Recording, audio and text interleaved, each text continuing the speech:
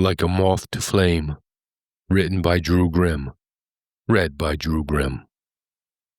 Amy handed Jeff a few branches and watched the fire grow as they held hands. They had just made the toughest decision of their young lives.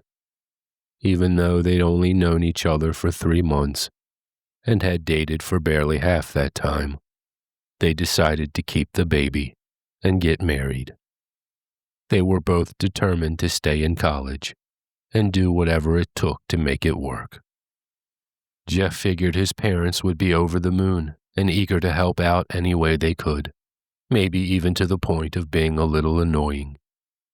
Amy, on the other hand, knew her mother would be deeply disappointed and judgmental. She doubted Barbara would offer any help whatsoever. Luckily, Amy was on a scholarship and didn't need Barb's money. Over the past 2 years, Amy had poured time and effort into freeing herself from the financial grip of her mother's support. Both young students had fallen in love with West Virginia and planned to build a life in Morgantown after law school.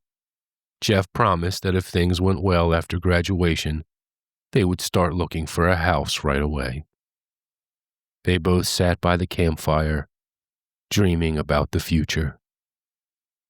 Amy was the first to notice something watching them. Green eyes. They were terrifying and unnatural, not the eyes of any animal Amy had ever seen before. It was too dark even with the fire to see anything else. Just those green, menacing orbs peering directly at them. At first, she thought maybe her eyes were playing tricks on her. But when a second pair of eyes popped out not far from the first, Amy became nervous. She nudged Jeff's arm to get his attention without making too much noise. Leaning in, she whispered, "Please tell me you see those green eyes watching us. And please, God, tell me they're not bears." Jeff sat up slowly and pulled out his flashlight. "I can probably scare them away with..." Before he could finish, something pounced on him from behind, slamming him face first into the ground. Amy screamed in shock.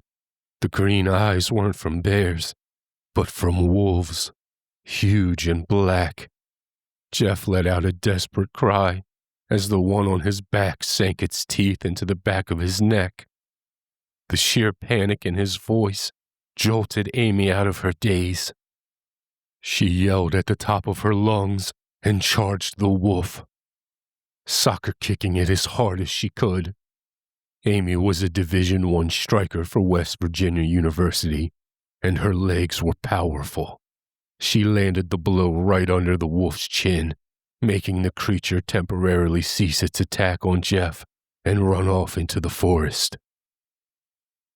Amy dropped to her knees beside Jeff, trying to stop the bleeding, but it was already too late. The wolf had not only broken his neck, but had also severed several arteries in his throat. Tears streamed down her face as she cradled Jeff's head in her lap. He couldn't speak or move, only staring at her with desperate eyes, wheezing as the life drained from his body. Amy's mind sharpened, forcing the terror before her to the back of her mind. She had to save the baby, had to reach safety. Nothing else mattered. She sprang up and dashed to the SUV, fumbling frantically with the front driver's side door. Her hands shook so violently, she needed both to open it, but she finally managed to get inside. She closed her eyes, trying to steady her breathing. Without calming down, driving off would be impossible. Then it hit her. Jeff had the keys. With a sigh, she rested her forehead against the steering wheel, thinking, if she stayed put, someone would eventually find her. But it was Saturday night. Who knew how long that would take? Amy and Jeff never brought electronics on camping trips. They felt it ruined the whole point of the getaway. Amy stayed in the SUV for what seemed like an eternity. She prayed to herself that the wolves were gone now. Slowly opening the door, she dared to venture outside. The bonfire was low now. Jeff's lifeless body was barely lit, just a few feet away. Amy swallowed hard. It was taking everything she had not to break down crying.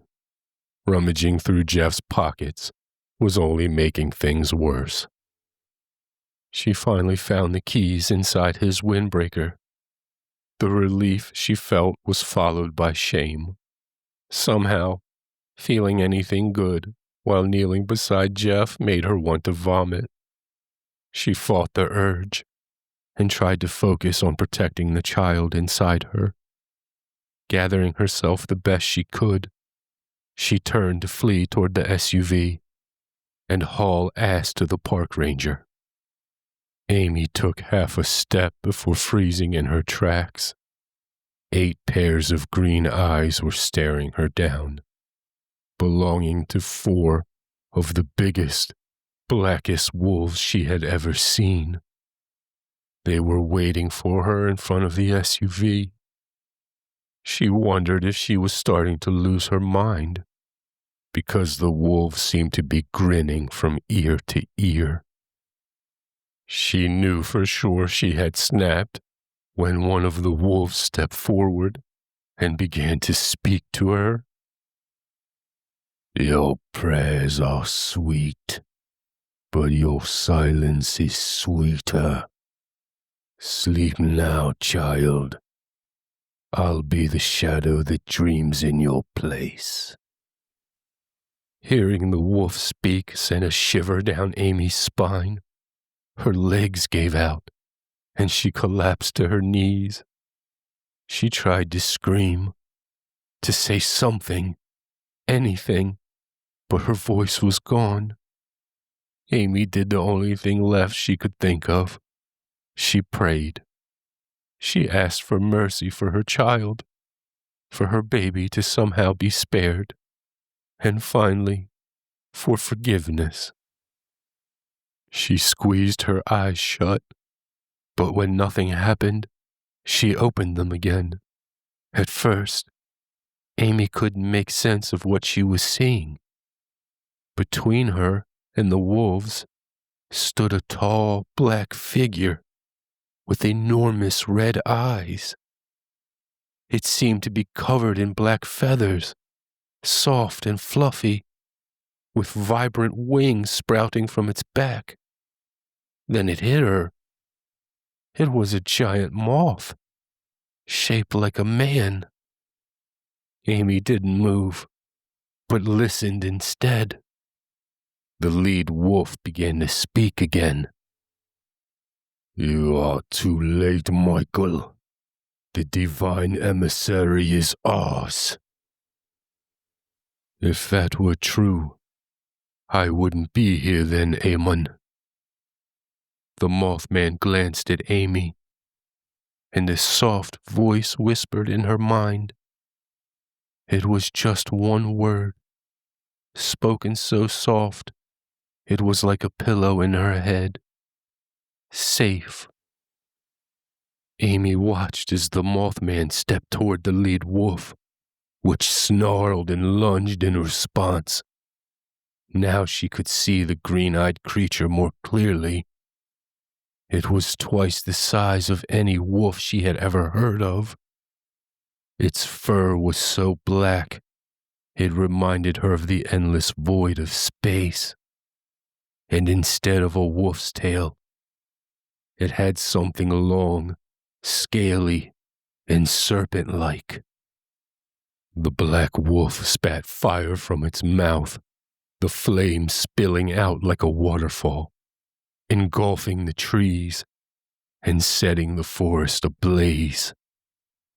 The Mothman fluttered its wings, sending out a huge gust of wind that pushed the fire back with force. The wolf leapt into range, whipping its snake-like tail to strike the Mothman across the chest. The Mothman's response was decisive. He grabbed the wolf by its snout, and with his tiny clawed hands, tore the wolf's jaw apart in one swift motion. The 3 remaining wolves didn't respond the way Amy expected. They calmly approached the Mothman, lowering their heads in respect. Then, turning away, they took their fallen leader's body in their jaws and disappeared into the burning forest. Amy found herself able to move again and slowly got to her feet. Her body was calm now, but her mind was racing. She stared dumbfounded at the tall creature that had just saved her life and the life of her baby. Thankfully, the Mothman broke the ice first. WVU girl, huh? I always preferred Maryland myself. Maryland? Why's that? Amy almost responded automatically. The Mothman put his tiny hands under his chin, as if in deep thought. Honestly, it's because I'm obsessed with turtles lately. Amy did something she didn't think possible. She giggled.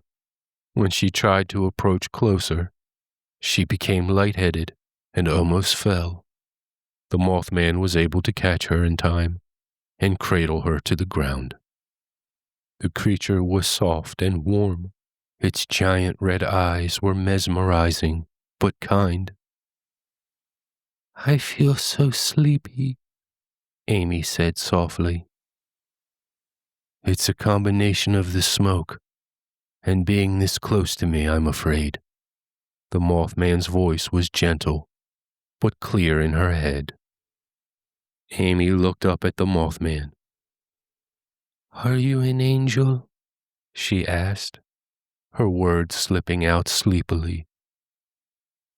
No, Amy. The angel is you, the Mothman said, with soft red eyes.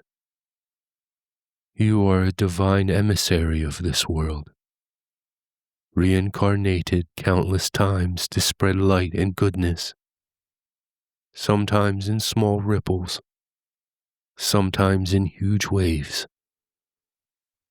Amy giggled again, thinking the notion was absurd.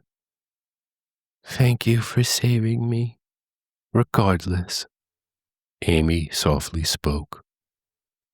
The Mothman briefly looked away. When he returned his gaze, there were tears in his eyes. Amy, I'm so sorry, but I wasn't able to save you. You have taken in too much smoke. Amy could only think of one thing next. My baby. He will live, Amy. A park ranger is going to defy his orders and race out here and find you in time to save him. It's a boy? Yes, Amy. A beautiful boy who will do something amazing one day. But who will take care of him? Your mother is going to. She will be so devastated by your loss that it will inspire her to quit drinking and give Jeffrey the life she never gave you. Will I ever get to meet him? Not in this life, Amy. But yes, in a way you can't imagine yet. Amy gently brushed the Mothman's face. How many lives have I lived? Countless lives, Amy. Your spirit is older than the dinosaurs. Older than turtles, even. Amy giggled again, cradled softly in the Mothman's arms, She could feel herself drifting away. "Tell me about one of my lies," she whispered to him. The Mothman closed his giant red eyes and touched his forehead to Amy's. When he opened them again, he had tears. "You were President of the United States, Amy." Amy smiled and looked up at the Mothman's teary eyes. "I was president?" She was barely able to speak now. "Yes, Amy. You were Abraham Lincoln. And you were magnificent." "I was magnificent, wasn't I? Can I bug you about one more thing?" "Sure," the Mothman replied. "Is God cool?" "Yeah, she's pretty awesome."